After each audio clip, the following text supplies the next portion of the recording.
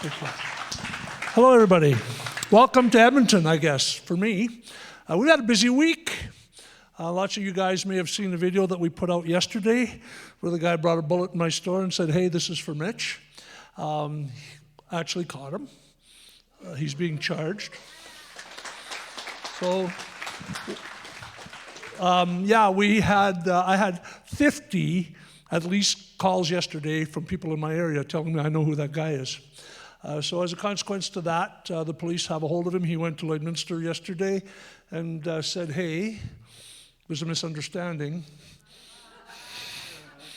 I said, I don't know how you can misunderstand that. He terrorized the girls behind the counter. The one was so scared she wanted to quit, and she was probably my best till girl I've had for years and years, but she actually decided to stay. So I'm very happy that she did. So as a consequence to that, he terrorized the girls. I was not in the store. And he tried to say that that was a plastic bullet that he used. And he brought it in the store today. He gave it to the RCMP, and they went and they brought it to one of my girls there, and she said, hey, I'm a hunter. I've been in this store for years. That's not a real bullet. I know the difference. That's not what he had in his hand. So they went back to the video, and of course, she was correct. Do you agree that the province of Alberta should cease to be a part of Canada to become an independent state? So let's understand something about that question. That question is directly out of the Clarity Act.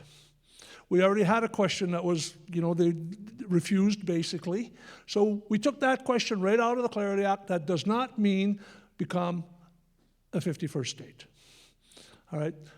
I've been to Washington. Actually, we had a press conference before. It wasn't a secret. We went and talked to them, and they made it very clear that it's very hard, even from their side, to make that happen, because they have to get 70% of support in both houses, and they said the Democrats would never agree to that. And from their perspective, as Republicans, they said that the Democrats would want D.C. and Puerto Rico added as U.S. states, and they would never agree to it. So it would be just good for everybody to understand that it's a very hard process. It's not something that any of our people want. Less than 10% of our people want it. And I think it's a moot point. All right, so what about that guy from Edmonton across the floor? How the heck does that work? We're going to have our first unelected majority. They keep that up. I don't know. I actually am quite shocked that that's happening here in Alberta, but we live in interesting times. All right, we desire, and every Canadian desires, that the great trade of the prairies shall go to enrich our own people in the East, to build up factories and the workshops of Eastern Canada, and contribute in every way to its prosperity. I got some bad news for you. That's never changed. We are and have always been a colony of the East. And I'm going to make it very clear to you before I'm done. So this is how it started in 1904 when they annexed Alberta. There was never a vote. They annexed Alberta. Screw the West, we'll take the rest. We've always been in a business arrangement. Every province combined in a buying group should make every other province better off. As a cumulative, you can buy better. You should be able to help each other earn. However, that's not the way it works. How this works is this way. Screw the West, we'll take the rest. They don't need our votes. They don't need Alberta seats, and they behave like it. If you were in a business arrangement with a group of people that actually even said that, never mind we're doing it on a day-to-day basis, would you stay in it? Is my question. And in 1980, Marc Lalonde, the Minister of Finance and author of the National Energy Program, said, we could not let Alberta become the center of economic power in Canada. And I want to ask you, why not? If we're all on the same team, the capital could stay in Ottawa, and we could produce oil and gas to the benefit of every single Canadian, not just Albertans. Why would they try and shut our oil patch down? I just don't get it. From a purely business perspective, I don't understand that kind of thinking. Ottawa. Can you play that, Benita? Ottawa Right, overtaxing so us. telling us here I mentioned that at the beginning of the evening, that we have our program costs are 70% of all tax dollars. We only collect 40%. Ottawa collects 60%, and then they use political. So it's actually a $47 billion Ottawa surplus, overtaxing us. Sounds better coming from her than from me. And I've had multiple meetings with the Premier, and I asked her in actually September, at the end of September, I said, I noticed we didn't get any major projects from Ottawa. Why? Everybody else seems to get them. Why did they not give some to Alberta? The most disgruntled province in all of Canada, and they made zero effort to give us anything at all. And why would they behave like that? I don't understand. Look at BC and look at Quebec and Ontario. There are lots of major projects, but none for Alberta. Doesn't that seem a little bit out there to all of you? Like if you had a province that was the literal engine of the country, had trillions of dollars in assets that would benefit the entire country, why would you do it on purpose to antagonize them? Because that's what this did. All right, so what else? How else do they antagonize Alberta? By blocking pipelines, tanker bans in the West only. Everybody in the room understands that 1 million barrels of oil a day come into Quebec down the St. Lawrence with the very same boats. But we can't have those boats going on the West Coast and block oil and gas investment. And just understand that by blocking that investment, that doesn't mean that that money doesn't get invested. It just doesn't get invested here. Like, right? They take that money somewhere else and invest it. And the carbon tax, which was ruled illegal in Alberta because it increases cost of production. And what do? The Supreme Court upholds it. I don't understand. Nowhere else in the country, and literally almost nowhere else in the world, do they have carbon tax. None of the big oil-producing nations have carbon tax. And we give Ottawa $47 billion every single year. That's $40,000 per Alberta household. That's a one-way traffic. That's after everything comes back here. Nearly 3/4 of the Senate is appointed on Trudeau's advice. At the time, that was a Justin Trudeau thing. On the Liberals' advice. They don't think like us, obviously. And Western Canada has a population of 11.7 million people and has 24 senators. Atlantic Canada has a population of 2.4 million people and has 30 senators. Alberta, with a population of 4.4 million people, has 6 senators. And everybody says, oh, well, represented by population is not a deal, except when it comes here. Then they say this is representation by population. So remember how skewed that chart is. So we look here, and we have 14 and 14 is 28. That gives us 70 seats, plus 34, that's 104. Let's put the 3 on top. That's 107 for the entire half of the country. Ontario has 121. Add 78 to that, that's 199. New Brunswick has 10, that's 209. 220, 224, 231. So we have, 104, 105, and they have 231 in the East. So how does that work? If representation by population doesn't work for the Senate, why should it work for the House? I just don't understand. The Confederation is designed to work exactly the way it is working. Keep Alberta a colony. Supreme Court justices by region, 2 for all of Western Canada, 3 for Ontario, 3 for Quebec, and 1 for the Maritimes. Equalization payments. Do you notice how much Alberta, Saskatchewan get? Look at Quebec. How does Quebec become a have-not province? It's very simple. They don't put Hydro-Quebec in their balance sheet. So the biggest industry doesn't go in their balance sheet. However, our oil patch goes in the balance sheet. So they become a have-not province, and we become a half province, and we don't get anything, and they get $13.3 billion a year, and that's every year. year after year after year. How does that work? So I'm going to share something with you. We could take, let's go there. We'll do this first. Per taxpayer, transfer payments. Manitoba gets $5,800 per taxpayer per year. New Brunswick, $6,500 per taxpayer per year. Quebec, $2,800. Nova Scotia, $5,800. PEI, $6,100 per taxpayer. So they're buying votes with our money. That's $13,000 per household in New Brunswick, if you have a partner. And the Constitution. Well, you see how that's all stacked up and how that's designed. You need the support of 7 out of 10 provinces and 50% of the population to open the Constitution. So how many of those provinces are going to want to open the Constitution based on the deal they get? Not going to happen. And you need the support in the House of Commons and the Senate. So the Senate is basically liberal. Are we going to get that? And I want to ask you a question. How the hell does Quebec get a veto? How does that work? They didn't even sign the Constitution. How can they get a veto?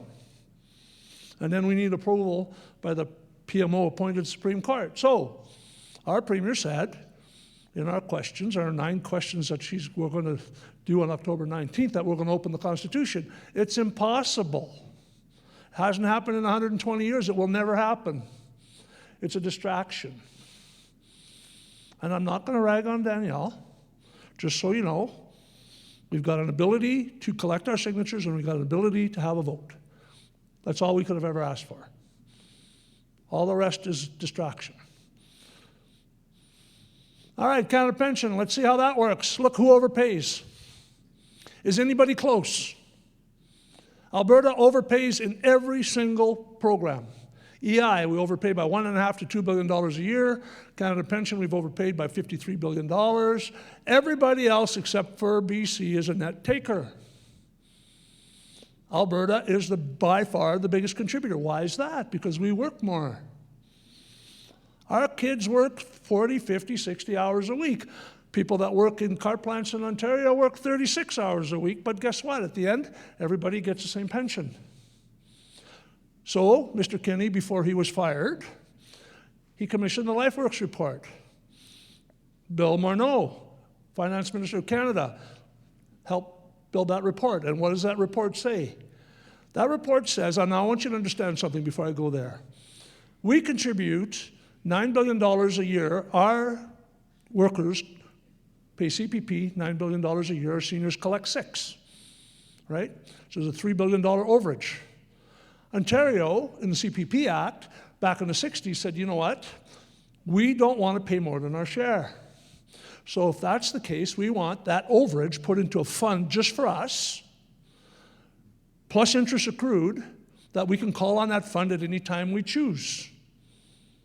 But they never had any idea that Alberta would be the biggest overcontributor. So how much money, according to the LifeWorks report, does Canada Pension owe Alberta seniors? $336 billion. And that was 2 years ago. CPP says they're getting 9.5% interest, but so 9.5% times 2 is another $60 billion. So they actually owe us $400 billion. Why has the Premier not called that back? She got to call that back by now. I don't understand. I literally don't understand. It would be by far the biggest asset we have in Alberta. When I became Premier, I thought I could fix everything in 6 or 7 months, but everything's broken. I've hosted the Premier on 3 Premier dinners in the last 26 months. $250 a plate, 800 plates, sell out every time. I was the fundraiser of the year for the UCP this year. I raised more money for her than anybody. 2 years ago, I was also the CA Chair of the year for the province. So I'm committed to UCP. All right, I help her out. So as a consequence to that, she comes and does dinners, and that pays for all of our activity for our CA every year. And we use that money to do whatever we need to do. However, let's not ignore the last 10 years of Liberal government. Alberta is probably far and away the richest piece of real estate in the world. We have trillions of dollars worth of oil. We're big in agriculture, huge in forestry, clean water, lots of mining, we have lots of coal. And we'd be very naive to think that people don't want what we have. I've been saying for 3.5 years, I've never been political. I got involved with this, and in 3 months after organizing a bunch of rallies and getting a whole bunch of people to attend them, I saw that we were speaking to ourselves. Yes, it was feel good. Yes, it felt like you belonged to a tribe and everybody was really happy to be in the same room together, because in those days, they were trying their best to divide us. So all the COVID people on one side of the flag or the other all of a sudden get to go together and see that they have a lot in common and are not by themselves out there. But the whole thing is that at that point I realized that we have to talk to government. So that's why I got involved with the UCP. If we do not talk to government, we cannot make change. But what we have happening here is that we'd be very naive to believe that the Europeans don't want what we have, because I'm sure they do, because they don't have what we have. What about the Chinese? Chinese want what we have. There's no doubt about it. Historically, people have gone to war for what their neighbors have. Mr. Polyev explained something. He said socialism is a problem. He said Nazi socialism, Soviet socialism, and narco-socialism are all forms of socialism that move at different speeds, but always to the same destination. Impoverished health for the many and special powers and wealth for the few. So why would Mr. Polyev be concerned with socialism? And what does socialism do? What socialism does is it takes away competition. That's why big business is interested in socialism. Because if they have no competition, they get to set prices and do whatever they want. And we'll get more to that later. So Mr. Polyev addresses the socialism issue, so I don't have to. So, when plunder, that, Benita, somebody hit present on that, because I don't know why that's flipping in and out. Benita, are you here? It's okay, I'll be right back. Okay, when plunder, can somebody go to my computer over there and just use the mouse and hit present in the top right corner? Oh, there it is, thank you. When plunder becomes a way of life for a group of men in society, over the course of time, they create for themselves a legal system that authorizes it and a moral code that glorifies it. So does anybody in the room, hands up, believe the liberals are stealing from us? Okay, so that's a lot of people. All right. So you know the problem, right? Everybody understands the problem. An audit of $187 billion worth of liberal infrastructure spending finds 20,000 missing projects. That means they were paid for but not built. 20,000 of them. And the report from the Auditor General of Canada says that in 54% of contracts, they found evidence to show that the services were delivered. However, in 46% of contracts, they found that federal organizations had little to no evidence to support that deliverables were received. This is from the Auditor General of Canada in 2025. So they're acknowledging that 46% of federal government projects were not built. Where'd the money go? Where'd the money go? And I want to ask you a question. How come nobody looked into it, and how come nobody went to jail? Do we have justice in this country if this is real, and this is real? Does anybody in the room believe we elected kings? So if they're above the law, and they're clearly above the law, are they kings? Mr. Gilbo, accused of siphoning $254 million into his own company, he still has it. Mr. Trudeau, $400 million in a green slush fund, he still has that as well. When Mr. Carney was asked about that, he said, oh, that was then, don't worry about it. So we've got $654 million there that we have missing, and we're not looking.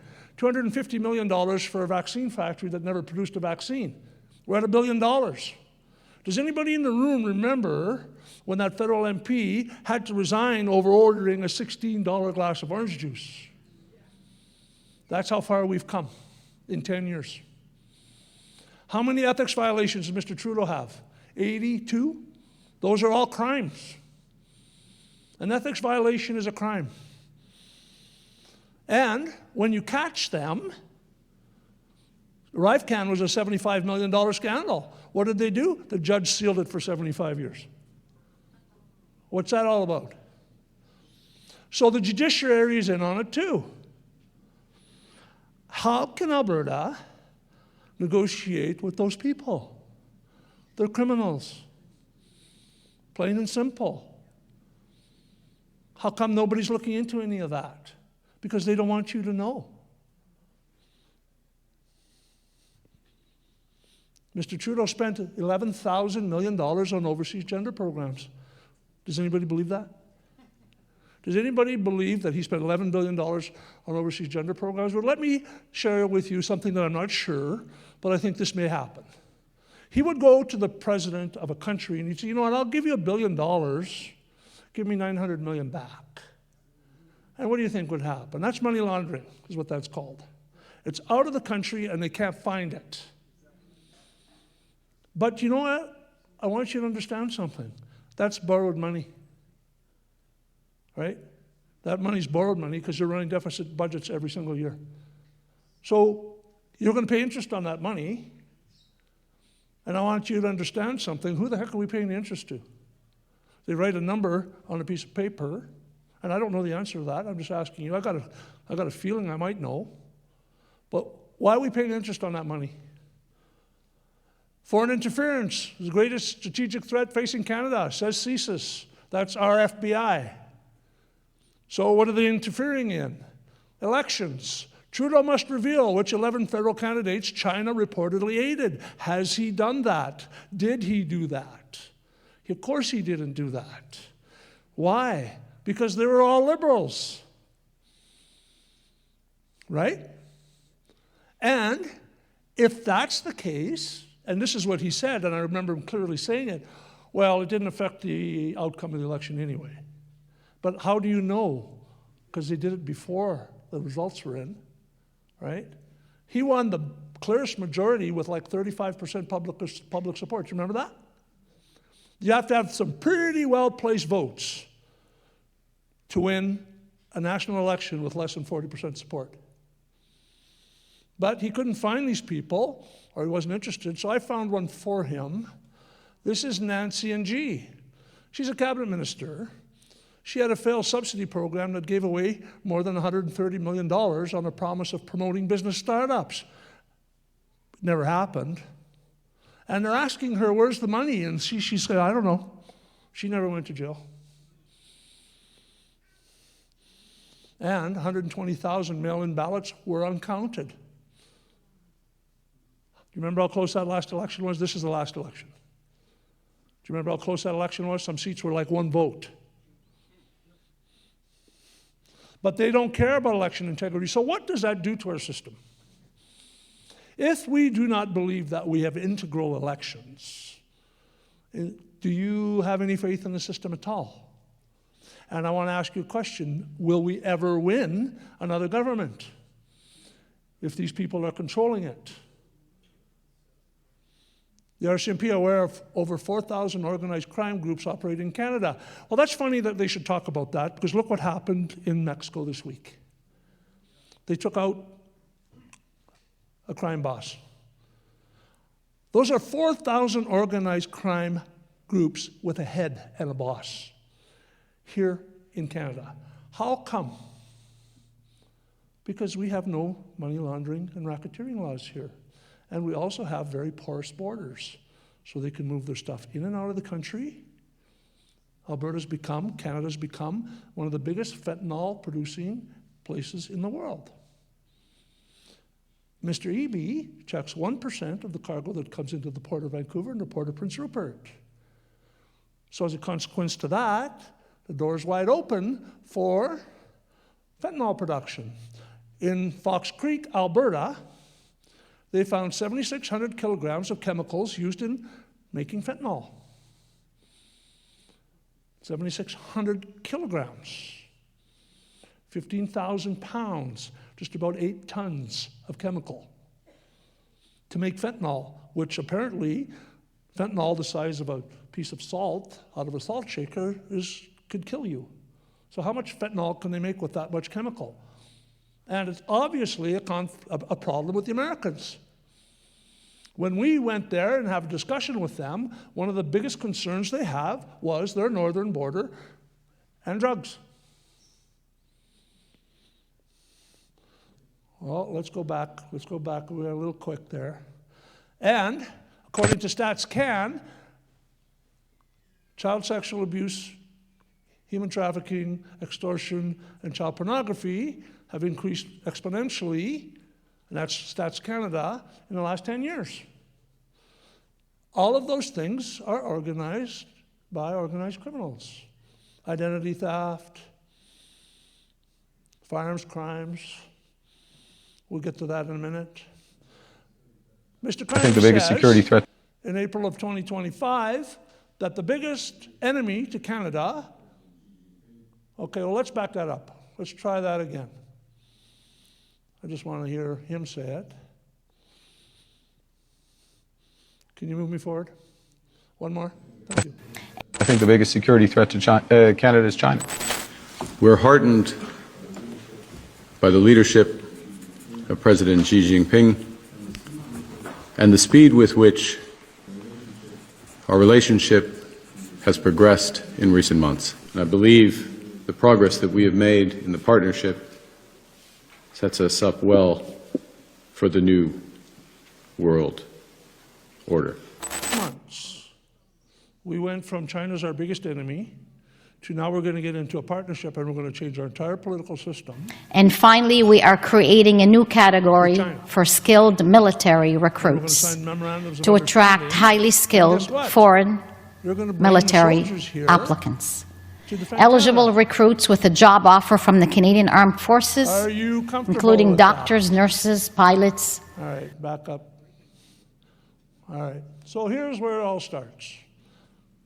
In 2015, Mr. Trudeau said, there is no core identity, no mainstream in Canada, and consequently that makes us the first post-national state. What's a post-national state? New World Order.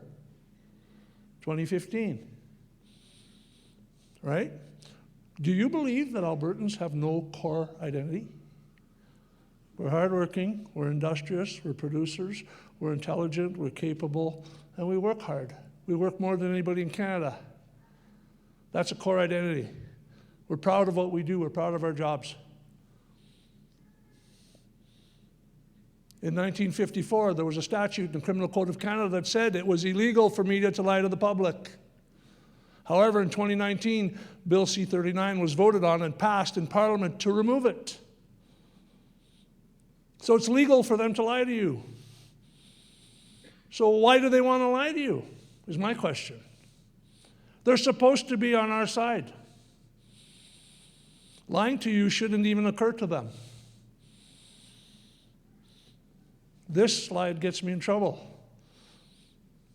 But it's not about the immigrants. This is 2015. The very concept of a nation founded by European settlers is offensive to me. Old stock white Canadians are an unpleasant relic and quite frankly replaceable. And we will replace them. So we're not mad at the immigrants, let's just be clear. They came here, they're coming here for everything that I grew up with, everything that I had. Freedom of religion, freedom of speech, work hard, you can end up with a really good life, and people are basically going to leave you alone. You're not going to be any trouble from your neighbors and everybody else, because that's the way I grew up. However, what did he do? So let's just say he may or may not have said this. Let's see what his actions prove. 15 million immigrants into Canada since 2015. How is that sustainable? And we got 1.94 million temporary resident applications this year. And it looks like we're going to have more next year. And Peter Sutherland said, who worked for the United Nations, he said this: we must use migration to turn the English people into a minority in England. This will allow us to undermine the identity of the native English. There it is. You get enough people, the people that are there are going to lose their identity. And import a new majority that will end the very idea of England. This is critical for globalism to take hold of England. New World Order. And there's replacement migration paper from the United Nations. If you think that they don't understand what they're doing. Canada has 33 taxes. Okay, so now let's look at this. They're lying to you, and they're bringing in immigration to destabilize our economy. 1.95 million immigrants, even if they're temporary foreign workers, whatever it is, it's like a brand new Edmonton every year. Eventually, your system gets saturated with people and you just can't take anymore. The hospitals won't take it, the schools won't take it, and everybody's mad at the Conservatives. Because, oh my God, well, how did this happen? Well, the fact of the matter is that when you have uncontrolled immigration, everybody wants to come to Canada because it's got a lot of things going on. But we also have the highest taxes in the world, 33 taxes. What does that do? That makes you poorer.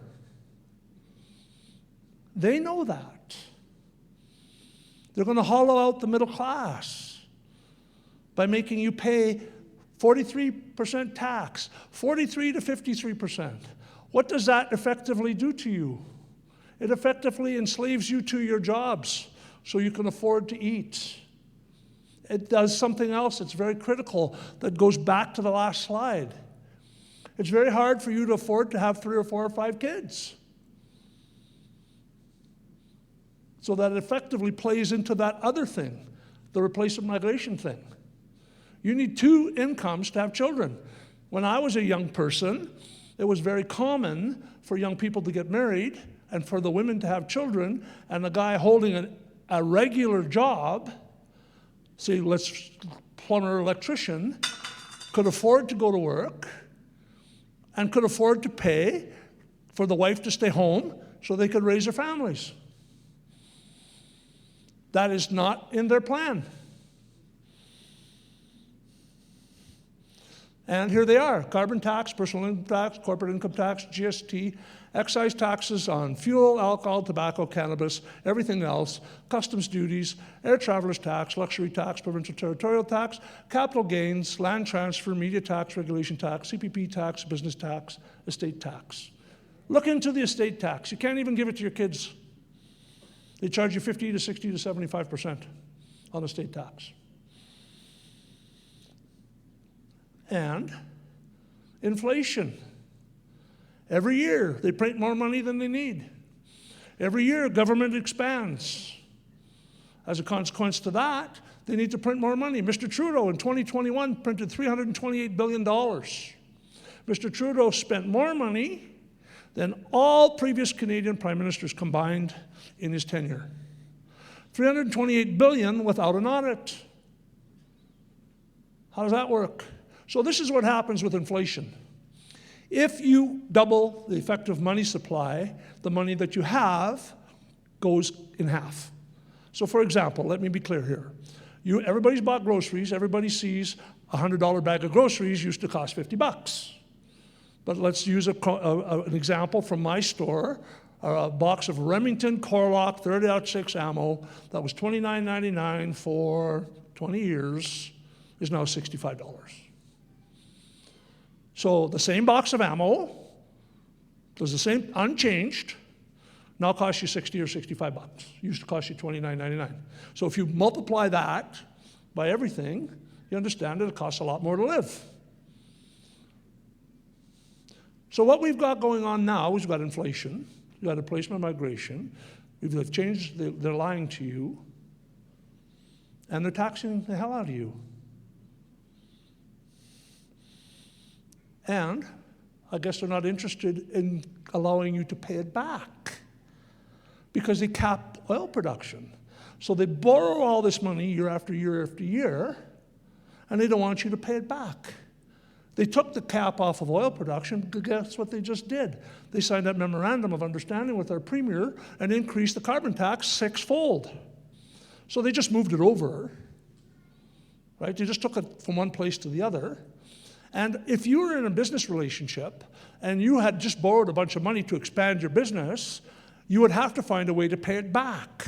So what they're doing is they're actually doing the opposite. They're crippling you, so you cannot pay it back. And if you think I'm kidding, Germany and Japan came to Canada with hat in hand and asked them if we would sell them natural gas. And what did Mr. Trudeau say? It's not in our business plan. How can you say that to them? It would be the equivalent of somebody coming to me and saying to me, Mitch, I want to spend $4 to $5 million a year in your store for the next 35 years. And I would say, no, I'm sorry, it's not my business plan. That's how ridiculous that is. Because Germany and Japan pay their bills. They went to Qatar and bought that. They didn't do without. Right? They spent the money somewhere else. But it's not in our business plan to keep our people employed, our kids working, and our GDP going up. And here we go. Production cap is not a cap on emissions. It's ultimately a cap on production and Canadian prosperity, on jobs, on GDP, and on our wealth. And let's talk about the tanker ban. We discussed it briefly. Quebec imports 1 million barrels of oil a day at $70 US a barrel. $70 million a day is what they send somewhere else. And we give them $13.5 billion a year. How's that work? How do we not support our own business? How is it not against the law for them to import oil when we could easily supply it and already are supplying it for a lot of Ontario? That would create a boom.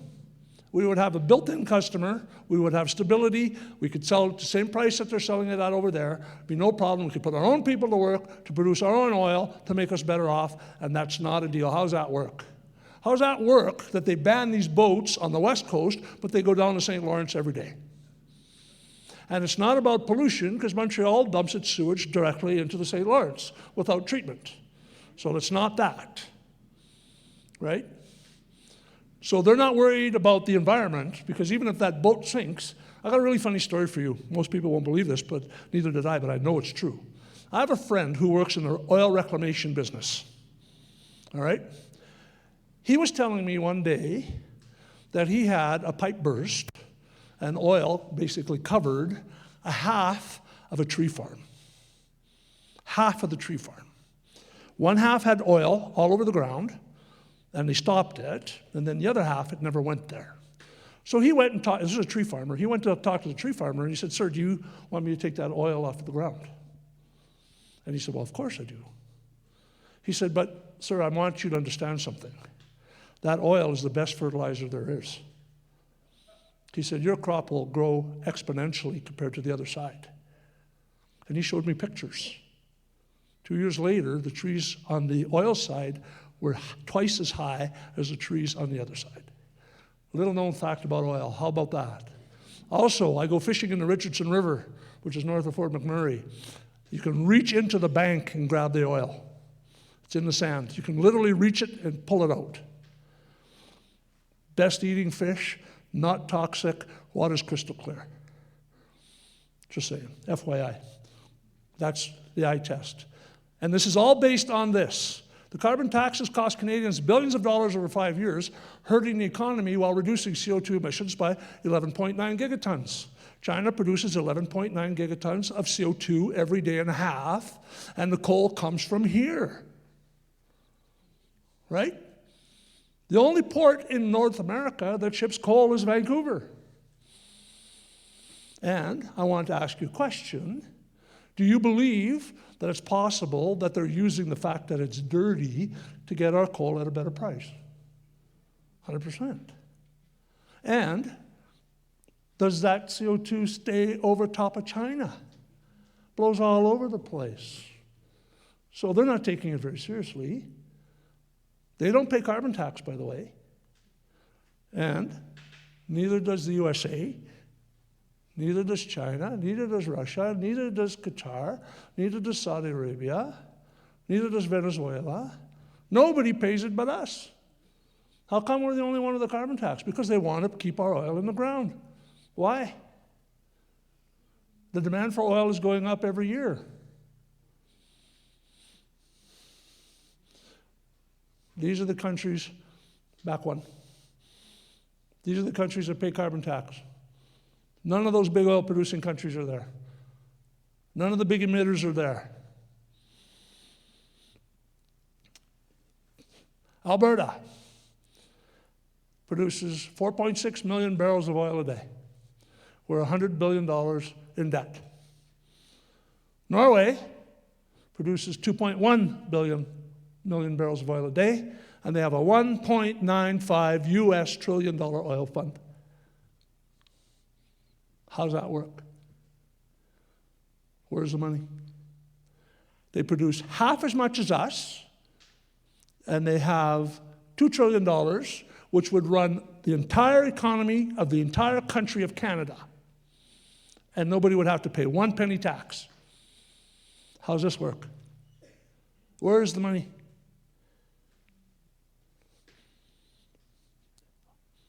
Saudi. They produce 3 things: oil, oil byproducts, and silica. Okay?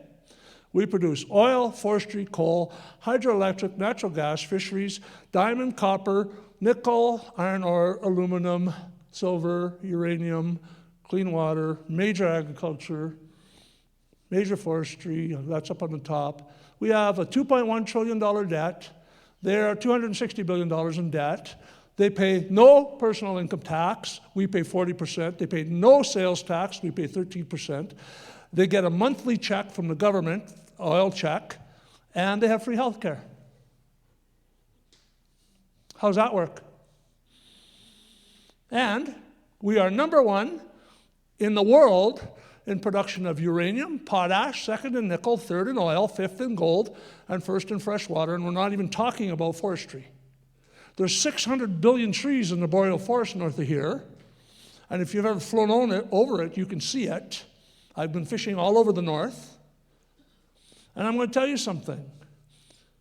Those 600 billion trees, only 30 billion suck up all the CO2 that Canada produces. So we have 570 billion trees unemployed.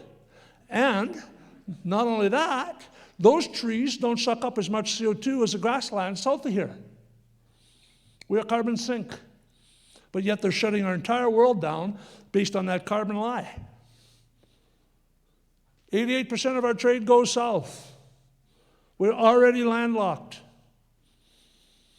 Right? We're already landlocked. If we become a free and independent country, we control our own borders. If we control our own borders, BC ships 70% of the stuff that comes into Port of Prince Rupert and Vancouver east because we're the closest port to China.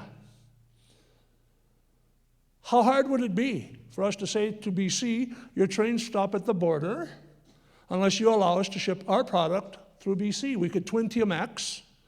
If we twin TMX, there'd be no environmental consequence at all. None. Because it would be very close to the one that's already there. How much would an extra pipeline generate the province of Alberta? $26 billion a year net. And the Chinese, Taiwan, will take as much oil as we can send them. And I'm going to share with you a little known fact. Our heavy oil is much better for making diesel than sweet Texas crude. And we're selling it at a discount.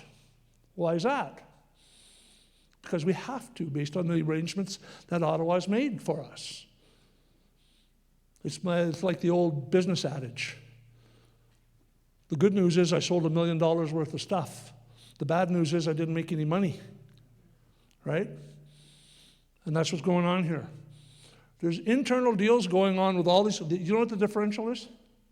The differential is what we pay less, what the Americans pay less for our oil than world price. 22%. So that oil, if you look at where that oil comes from, right up there by Fort McMurray, you go down a little bit. That's where Bonnyville is. That's where I live. And we produce 35% of Alberta's oil. That oil goes in a pipe at Coal Lake, and by the time it gets to Chicago, it's increased in 22% in value in the next day. And it's the best oil there is in the world. All the byproducts from oil come from our heavy oil. And if you think they're just attacking us in the oil business, Bill C2, now there's going to be a litany of really stupid laws coming. Okay, I want you to understand something. If you're going to own nothing in 2030, they're going to have to legislate it in. Legislation which will allow them to commit atrocities. Because there's a lot of us and a few of them. So they have to be very careful that they prepare themselves so that they can break the laws, or the laws that we have now. Bill C-293 says that in the case of an emergency which they will determine, they can come to your land and seize your farm and your herd. Right? And they killed, 315 ostriches? That's the entire herd. Canada Food Inspection Agency went in there, didn't test a bird, and killed the whole works of them. That's muscle flexing. That's a muscle flexing exercise. That's all that is. There's no logical reason for it. They wanted to see if they could. Pfizer said, the Pfizer papers, they tried to hide them for 75 years. Why? The U.S. judge got that out, and now that's out there. Read it. It's required reading. And this week, Pfizer whistleblower reveals $11 million payout to influential Canadian government officials. Are we looking into it? No. No, why should we? All right, now we're going to get into some really stupid rules. If you resist one thing in your entire life, digital ID, digital currency. C8, if they're going to be able to take your bank accounts away, if C8 goes through, it will allow them to kick you off the internet with no due process. And they don't have to justify it after. Bill C-15 makes ministers, federal ministers, above the law. It will give them the power of kings. So they don't have to deal with government precedent. They don't have to worry, because they can make a determination of how things are going to work and live by it. So conflict of interest, not going to be a deal. Environmental, not be a deal. Lobbying rules, not going to apply. Labor standards, not going to apply. Privacy bias will not apply. Anything a minister administers, he can do whatever the heck he wants. There's a really good video on this on YouTube of a conservative MP talking to the gentleman that brought this in. And he said, yeah, it would be very convenient for us to do this. Unchecked power, the power of kings. Why are they passing these laws? Now, this is the one that I'm all bent out of shape over. Bill C-9, the hate bill. This is a very dangerous bill. It uses the concept of naming a group. Who would name the group? The Privy Council, the Liberals. So they would decide, for example, that everybody in this room is a hate group. Okay? So by being part of this group makes you guilty. And then there's an unlimited forfeiture clause, which you can do whatever they want to you. So let's read this. A political entity, the Order of Council, names a group a hate group, pursuant to 83.01. From there, the members of the group are all guilty by virtue of the possession of the symbol. Mark Miller, Liberal, in debate, names that the Bible and Torah as hate. So reading the Bible is now going to be hate. The Conservatives, all of them, voted for this.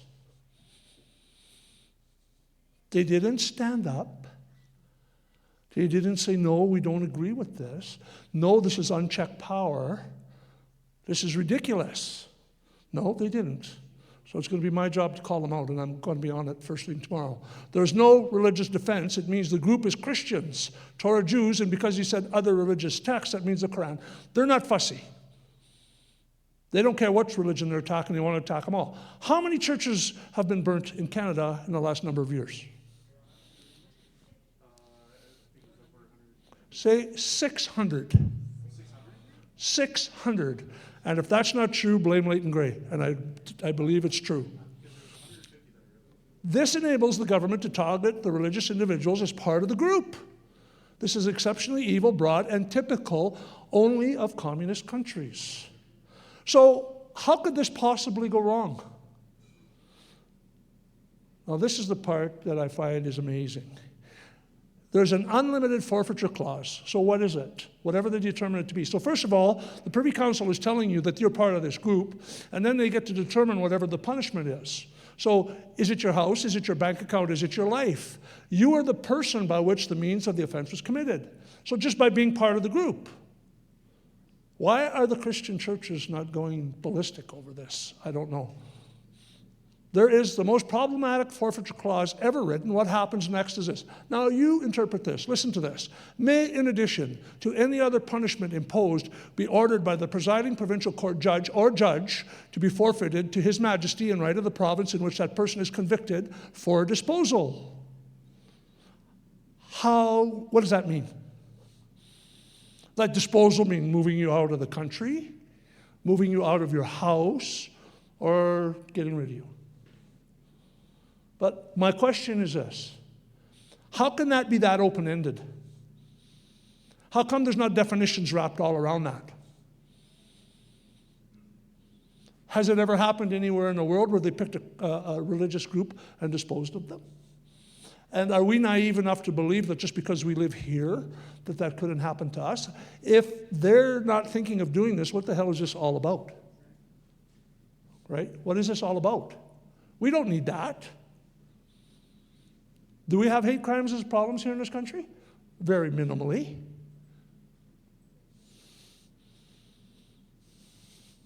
Socialism is precisely the religion that must overwhelm Christianity. In a new order, socialism will triumph by first capturing culture via infiltration of schools, universities, and churches. Has anybody noticed any of that going on? Are you afraid, as I am, of what's going on here? Because I'm telling you, and here, it doesn't stop there. Do you know what the red flag law is? Well, I'll tell you what the red flag law is. The red flag law says that if he tells the RCMP, that would be you, yeah, that I have guns that he doesn't approve of, they could come to my house without a warrant and seize all my guns. And then I would have to go to the RCMP and prove that I'm innocent. So what happens to countries after the citizens are disarmed? So they're setting that into motion based on all the stuff that's, and what are they using? All these mass shootings. You say people shouldn't have guns. Do you know that there's a group of people, a very identifiable group of people, that have committed 75% of the mass murders in the last 10 years? And did you see the RCMP? I'm not going to name it. I'll let you do the work. RCMP said, we're not going to pick on this particular group of people when they did that press conference with the Tumbler Ridge murders. Why are they doing that? Why are they allowing that? They know what's going on. They know these people. That person had her guns taken away by the RCMP, and they gave them back. Mother went to get them back, and who did he shoot first? Mother and brother, right? Same thing happened in that arena in Texas. Charlie Kirk, victim of the same group. Honduras, population of 8.2 million people, banned citizens from owning guns. Highest homicide rate in the world. Switzerland, population 8.2 million people, requires citizens to own guns and have the lowest homicide rate in the world. Do you know what they do? They train their young men and women to become soldiers, and then they send them home with their automatic weapons. Not pop guns like we have here, fully automatic military weapons. Actual assault rifles. Not semi-automatic, not jimmied, not so they can't be as effective as they're meant to be. They have two of those, one or two of those in every house in the country, and two trained people that know how to use them. And guess what? Nobody gets shot there. And which country did nobody invade the last 2 world wars? Do you think that's an accident? I don't think you want to be climbing up a mountain and having the guys in the house that know how to shoot shooting at you while you're doing it. I mean, that's literally the way it would be. The Americans understood this. Who do you need? Why do you need guns? Why do the citizenry need guns? What could you possibly, well, you don't need guns. Everybody says the same thing. To protect yourself from government. That's why you need guns. You don't need guns to shoot a deer. You can shoot a deer with a bow and arrow. I know that's hard to hear, but it's the literal truth. If you're not seeing it, I'm going to have to try harder. But what I'm trying to explain to you is this. Step by step by step, they're taking all of your rights and freedoms away from you.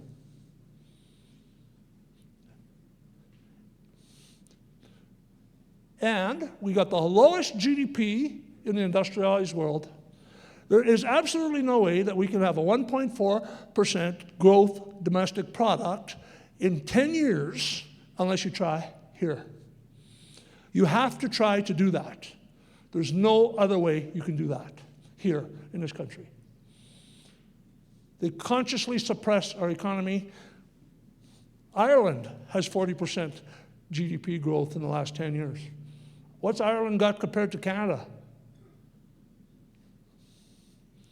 And Mr. Trudeau, because he couldn't explain his $400 million and his $400 million green slush fund and his 82 ethics violations, hands the keys over to Mr. Carney. So first thing that happens is in May alone, $16.2 billion worth of capital fled Canada. Because why? Because they understand what's going on. Over the last 4 months, nearly $84 billion has left. That's our financial genius who's heading our country. And I want you to look down. What Carney ultimately wants is a technocratic dictatorship justified by climate alarmism. Do you know what the technocratic dictatorship is? It's big business, unelected business, running the country. Monarchs. In the early 1900s, the head of Germany decided that the people of the Congo needed to harvest all the rubber in the country for him. So all of these poor black people harvested the best rubber in the world because at that very time is when cars were coming. So they took advantage of those poor people and made them harvest all the rubber so that the king could benefit. Now I want you to understand something about these guys. They are people. They're all people. They put their socks on one at a time in the morning, and they're no different than you. So you have a decision to make.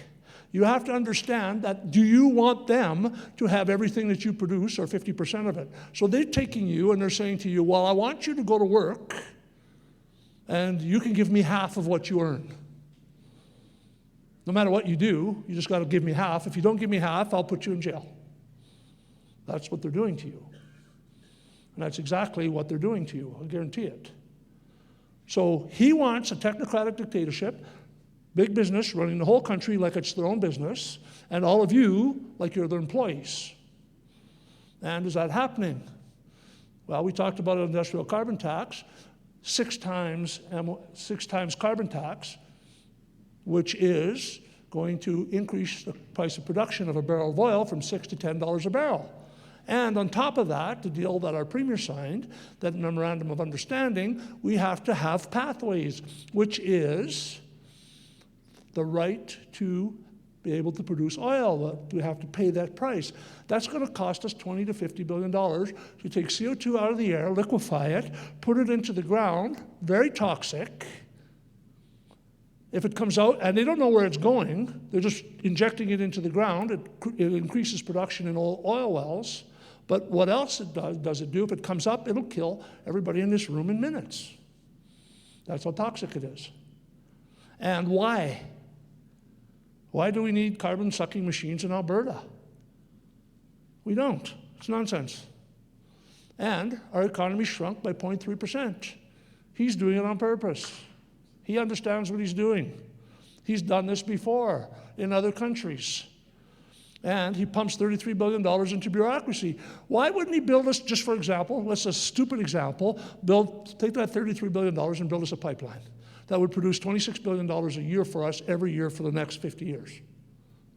The return on investment on that is pretty good. Instead, he puts it into bureaucracy.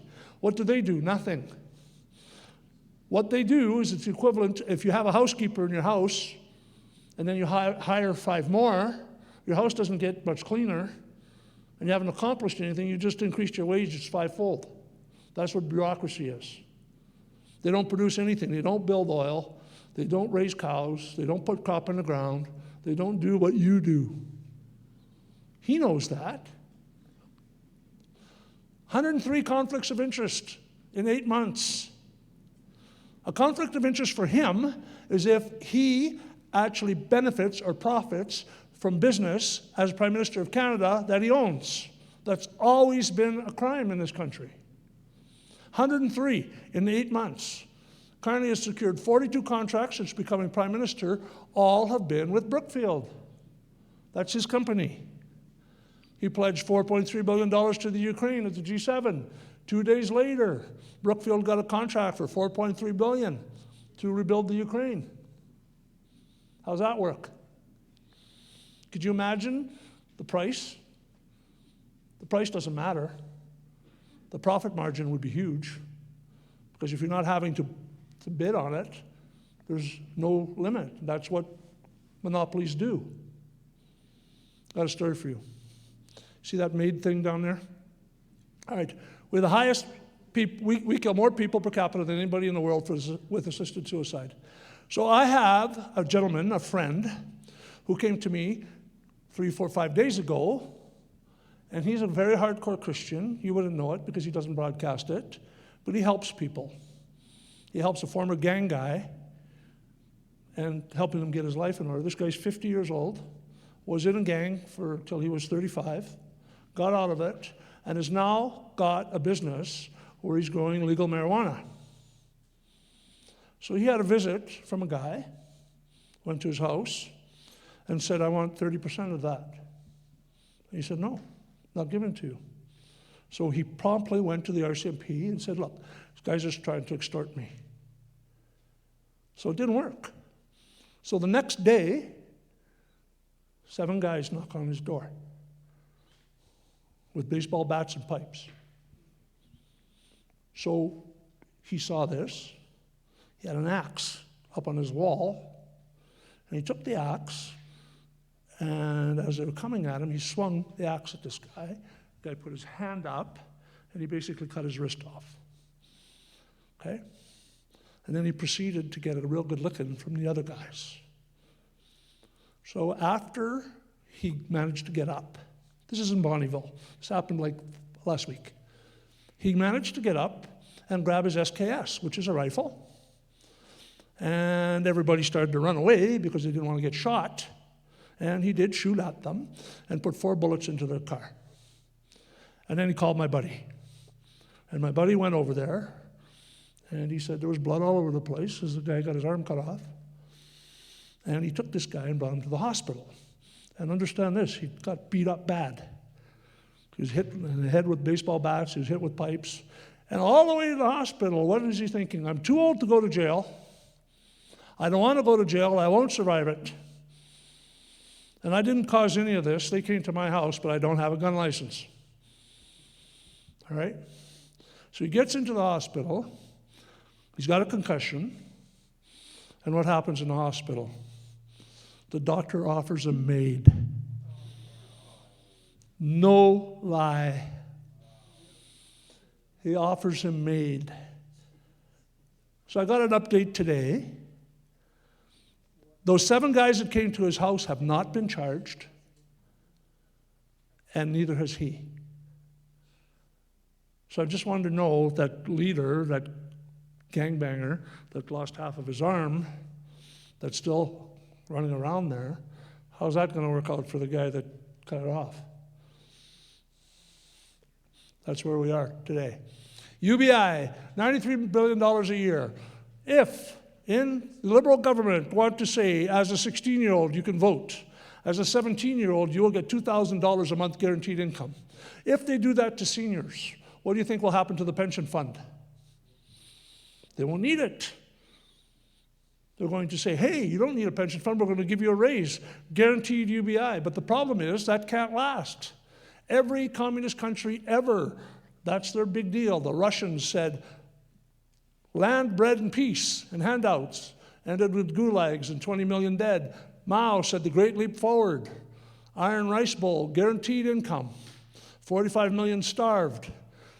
Cuba, Fidel said, year of liberation, redistributed wealth. Citizens got ration books forever, and now they flee on rafts. Venezuela, Chavez did that. Basic income, hyperinflation hit 1,000,000%. You see the pattern?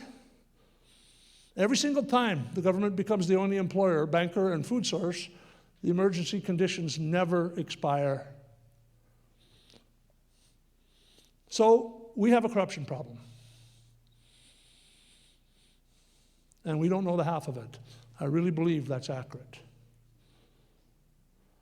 And the only person coming to save you is you. So this is what I need. I have a friend who's a soldier. He's been according to him, he's been in every shithole war in the last 20 years. He's been to 4 war zones. He was a sniper. And he presented with us at the Calgary event at the Big Four. And this is what he said. He said, for a soldier, the price of freedom is blood. That's the currency. So we have a path out of this. Because this is always in with a promise and out with a bullet. And we don't want anything to do with that. We have to do the work now. We have a path. The Clarity Act gives us a path to legally leave the country.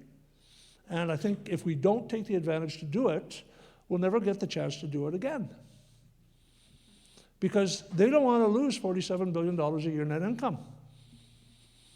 And I've been told by some very powerful, intelligent people that you don't think that they're just going to let you walk away with Alberta, do you? And I think it's pretty hard to believe that they would. But my response to that is you miss every shot you don't take. So it's going to take a lot of courage. There's lots of people being threatened. We started the evening with talk of one of those. He's the second guy that I have charged with uttering death threats. Now they're both going to be going to court here just like right away. So we understand that there's going to be a price to pay for this. But I don't think it's going to be even close to the price we're going to pay if we don't pay attention to this. So this is what I want you to do, because this is what you can do. You can become a canvasser and go collect signatures. It's got to be too big to rig. That's the only way we're going to win this. We're going to win this by doing the work, going to talk to people, signing up your friends and neighbors, having one-on-one conversations, because that's what we have. We're a grassroots movement. And we've come a long ways. And we've got 6 months to get this done. And we're not close to 1 million signatures. Don't let anybody fool you. That's the other side lying to you so that everybody that's scared does not sign. And nobody wants to be on a list. So if you own a gun, you're on the worst list possible, so you might as well sign. There's 350,000 of you. If you're in a Christian church and you don't want anything to do with C9, then you'd better start paying attention and you better sign. So that should be getting us right close to 1 million right there. So what I'm saying to you guys is, look, I'm asking for your help. I'll stand right beside you. Away we go. Thank you.